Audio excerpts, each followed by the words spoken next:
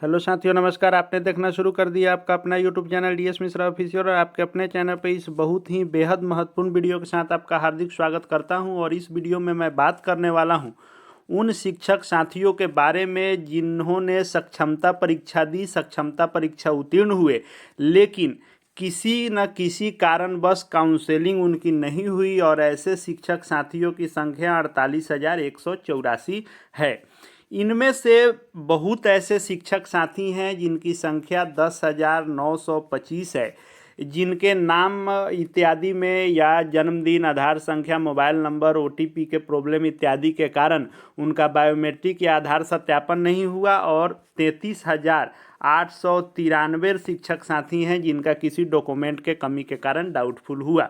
इन लोगों के लिए जो रिकाउंसलिंग होनी है उसका प्रोसेस भी शुरू है। एक और आवेदन भी लोगों ने दिया है, जिनको आवेदन देने की आवश्यकता थी और जिनको अपना डॉक्यूमेंट अपलोड करना था उनको डॉक्यूमेंट उन्होंने अपलोड किया।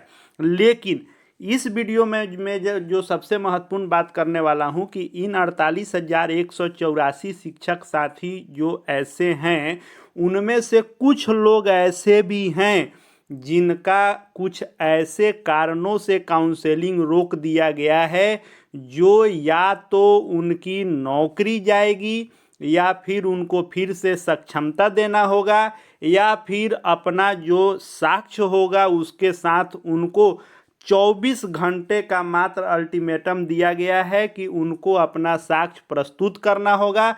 यदि साक्ष्य प्रस्तुत करने में वे असफल रहते हैं तो उनकी नौकरी भी जाएगी, आगे उन पर कार्रवाई भी होगी, और बहुत उनको मुश्किल होने जा रही है। तो कौन से वैसे शिक्षक हैं, क्या आदेश है और क्या क्या कारण हो सकते हैं, इन सबको इस वीडियो में हम लोग देखने समझने वाले हैं। तो वीडियो बेहद ही खास है, अंत तक मेरे साथ बने रहेंगे। और यदि चैनल से अब तक नहीं जुड़े होइएगा तो चैनल को सब्सक्राइब करके बेल आइकन को प्रेस कर लेंगे, ताकि आगे आपके लिए जो भी महत्वपूर्ण वीडियो है उसकी जानकारी आप तक पहुँच सके। तो यह जो आप पत्र देख रहे हैं, यह पत्र है कार्यालय जिला शिक्षा पदाधिकारी गोपालगंज का। लेकिन यह जो खबर है सिर्फ गोपालगंज के लिए नहीं, यह खबर पूरे बिहार के लिए है, और हर जिले में ऐसे पत्र निकलने शुरू हो गए हैं। आपको अपने अपने जिले में जानकारी ले लेनी है कि आपके जिले में किस दिन तक का डेट दिया गया है, कब पत्र निकल रहा है। जैसे ही जिस जिले की जानकारी आएगी आप इस वीडियो के कमेंट बॉक्स में पूछेंगे, मैं उसमें भी आपको जानकारी दे दूंगा। वैसे आप अपने स्तर से भी पता करेंगे, लेकिन सबसे महत्वपूर्ण है कि यह पत्र है क्या, और यह पूरे बिहार के वैसे शिक्षक जिनका काउंसलिंग नहीं हुआ है, और उसमें से कुछ ऐसे शिक्षक जिनकी काउंसलिंग नहीं होने की वजह ऐसी है जिसका कोई निदान भी नहीं है, वह क्या है उसको हम लोग देख लेते हैं। तो आगे संलग्न सूची में कारणों को देखेंगे। पत्र है कि सक्षमता काउंसलिंग के समय पाई गई त्रुटि के संबंध में बचाव अभिकथन प्रस्तुत करने के संबंध में। बचाव अभिकथन यानी आपके ऊपर जो यह आरोप लगा है, जो कारण बताया गया है, उसके बचाव में आप क्या साक्ष्य रखते हैं या क्या आप प्रस्तुत करते हैं, उसको लिखित रूप में या साक्ष्य को आप प्रस्तुत कीजिए, नहीं तो आगे आपके ऊपर कार्रवाई होनी तय है।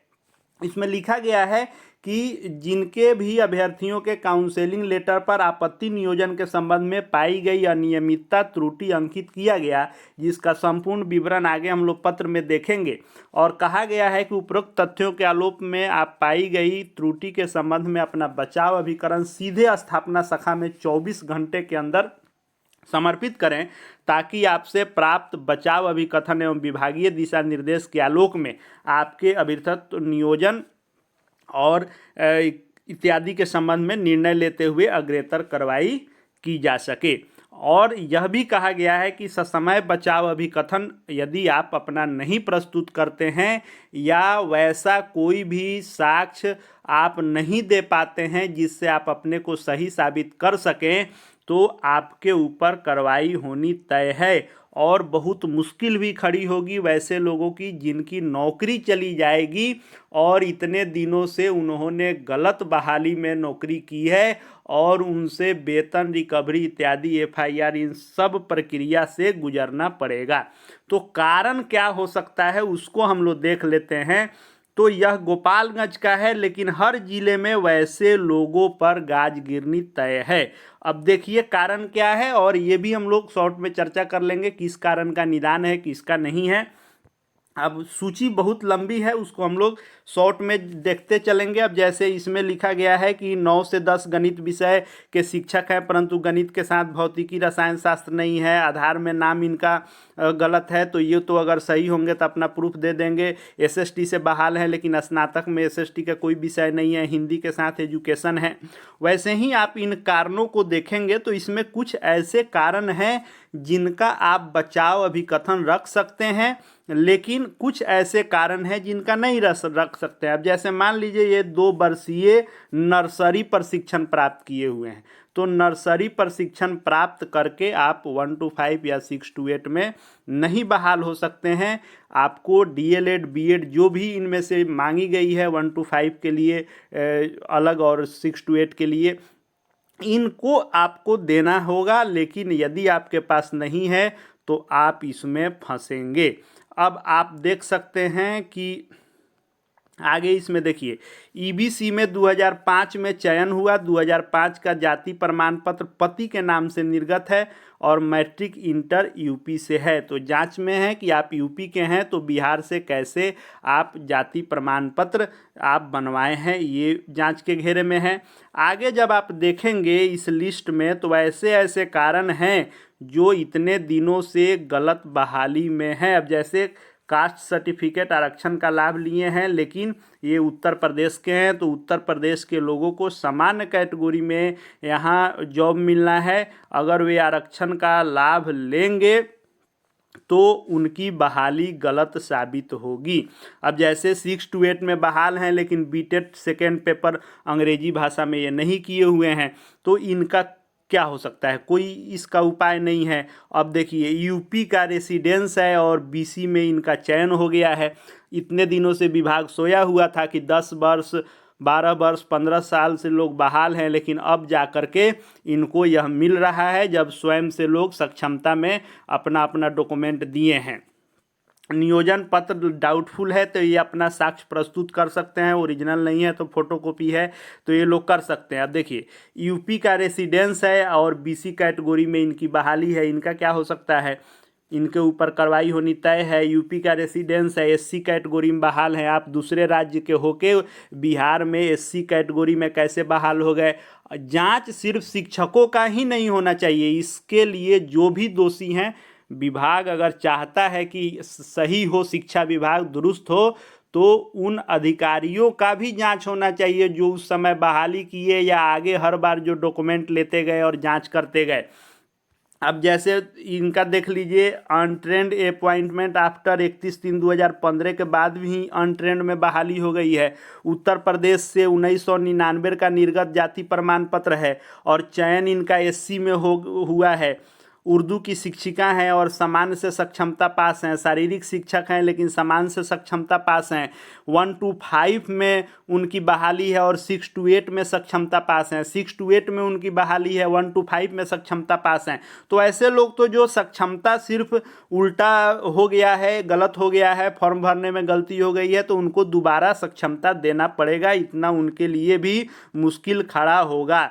लेकिन अब आप यहाँ देखें 1 to 5 के पंचायत शिक्षक हैं लेकिन 6 to 8 में सक्षमता उत्तीर्ण हो गए हैं। आप आधार के नाम में चेंजिंग किया गया है, एड्रेस में चेंजिंग किया गया है, तो आप साक्ष्य रखिए कि दोनों के एक काउंसलिंग के समय में बदलवाए हैं, कहीं दूसरे राज्य के हैं और यहाँ आप आवासीय बनवा करके या जाति इत्यादि बना करके आप लाभ तो नहीं लिए हैं। अब देखिए यहाँ 6 to 8 अंग्रेजी में इनका चयन है, जबकि बीटेट पेपर 2 में अंग्रेजी में ये पासे नहीं है, फिर भी इनकी बहाली हो गई है। जाति प्रमाण पत्र उत्तर प्रदेश का है, यूपी के मूल निवासी हैं और पति के नाम से जाति प्रमाण पत्र निर्गत है और एससी कोटि में चयन हो गया है। चयन आखिर हुआ कैसे? विभाग के बड़े बड़े लोग इसमें शामिल रहे होंगे, तभी अब उत्तर प्रदेश के मूल निवासी है, उत्तर प्रदेश अपने पति के नाम से जाति प्रमाण पत्र निर्गत है, फिर भी एससी कोटि में इनका चयन हो गया है। अब इन लोगों को अपना लगातार आप देखेंगे तो ऐसा कारण है जिसमें बहुतेरे, मैं ये नहीं कह रहा हूँ इसमें सभी लोग फर्जी ही होंगे, बहुत सारे लोग अपना साक्ष्य प्रस्तुत करेंगे और वे इसमें से निकल भी सकते हैं और काउंसलिंग उनकी होगी, रिकाउंसलिंग, लेकिन इसमें बहुतेरे लोग ऐसे हैं जिन पर गाज गिरना तय है। जो अब जैसे 1 to 5 के शिक्षक हैं, 6 to 8 में सक्षमता उत्तीर्ण है, तो ये फर्जी नहीं हुए, इन्होंने गलती से दूसरा परीक्षा दे दिया है, तो इनको हो सकता है कि फिर से सक्षमता परीक्षा देना होगा। यह दूसरा कोटि का सक्षमता परीक्षा मान्य नहीं होगा। अब देखिए 1 से 5 समान शिक्षक में बहाल हैं और संस्कृत से इंटर किए हुए हैं।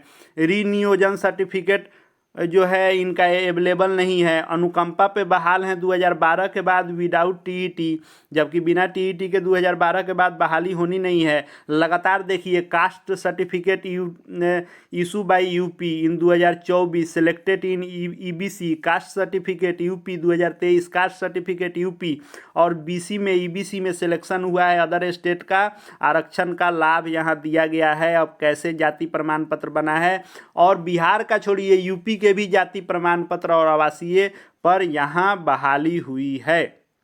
ऐसे लोगों की संख्या 106 है जिन पर यह आरोप है कि आप प्रथम दृष्टया फर्जी पाए गए हैं। आप अपने इस कारण के, जिस कारण से आपको डाउट किया गया है, इस कारण के संदर्भ में आप अपना साक्ष्य प्रस्तुत कीजिए। बचाव में अपना आप क्या साक्ष्य देते हैं और अपने को बचाने के लिए आप अभिकथन जरूर दें और 24 घंटे के अंदर दें, वरना आपके ऊपर कार्रवाई होगी और माना जाएगा कि आपको इस संबंध में कुछ नहीं कहना है। यानी आप मान लिया जाएगा कि जो कारण दिया गया है वह सही कारण है और आपकी बहाली गलत हुई है, आपके ऊपर एक्शन होगा। अब बात आती है कि बाकी लोगों का लिस्ट में नाम क्यों नहीं है, या फिर जो और लोग हैं उनका क्या होगा। तो देखिए जिनका जो जेन्युइन लोग हैं, बहाली सही हुई है, नाम मिसमैच के कारण या फिर मोबाइल नंबर, नाम के स्पेलिंग में अंतर या आधार नंबर, इन सब कारण से, या ओरिजिनल डॉक्यूमेंट उनके पास नहीं था, सिर्फ मार्कशीट, इन सब कारणों से जिनका डाउटफुल हुआ है या काउंसलिंग बाकी है, उनको बिल्कुल चिंता करने की ज़रूरत नहीं है। आपका अगर आवेदन देना था, आपने आवेदन दे दिया है, आपको अपलोड करना था, आपने अपलोड कर दिया है। इस महीने के लास्ट तक रिकाउंसलिंग भी आपकी हो जानी है। आप बेफिक्र रहें, आपके ऊपर कोई दिक्कत नहीं है। लेकिन जिनकी बहाली गलत तरीके से हुई है और उन्होंने सक्षमता का फॉर्म भर के अपना साक्ष्य वे खुद दे करके अब शिक्षा विभाग को अपना वे फर्जी होने का प्रमाण यदि सौंप चुके हैं और बचाव में अभिकथन उनके पास नहीं है, तो उनके ऊपर कार्रवाई होनी तय है। तो यदि आपके ज़िले में भी यह पत्र निकल रहा है, तो मैं ये भी नहीं कह रहा हूँ कि इस लिस्ट के सभी लोग गलत हैं या गलत बहाली हुई है। इसमें बहुत लोग अपना साक्ष्य प्रस्तुत करके बचाव कर लेंगे, बहुत सारे लोग फंसेंगे। आपके ज़िले में भी पत्र निकलता है और यदि दुर्भाग्य से आपका नाम ऐसे पत्र में आता है और आपकी बहाली सही हुई है, किसी थोड़े बहुत कारण से इस लिस्ट में नाम आपका आता है, तो आप निश्चित रूप से अपना सटीक साक्ष्य अभिवेदन के साथ, आवेदन के साथ लिखित रूप में अपना बचाव अभिकथन देना सुनिश्चित करेंगे, नहीं तो आगे आपको भारी मुश्किल हो सकती है। आगे जो भी अपडेट आएगा सब आपको यहाँ देखने को मिलता रहेगा। चैनल से जुड़ जाएंगे, चैनल को सब्सक्राइब करके बेल आइकन को प्रेस कर लेंगे। साथ ही साथ हमारे Telegram channel DS Mishra official से भी जुड़ जाएंगे, वहाँ हर अपडेट आपको मिलते रहेंगे। इस वीडियो को देखने के लिए आपका बहुत बहुत धन्यवाद।